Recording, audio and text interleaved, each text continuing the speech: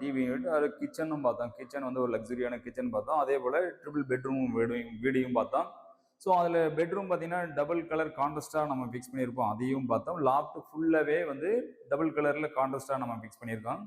இப்போ TV unit அந்த மாதிரி பார்க்கும்போது ரொம்ப ஒரு லக்ஸரியாகவே இருக்கும். ஸோ இந்த மாதிரி டிவி யூனிட் வந்து ஒரே டைப்பாக வந்து டபுள் கேபின் போட்டு பண்ணுறதுக்கு, சிங்கிள் கேபின் போட்டு பண்ணுறதுக்கு உங்களுக்கு என்ன மாதிரி உங்களுக்கு ரெக்குவயர்மெண்ட்டோ அதை நாங்கள் செஞ்சு கொடுக்குறோம்.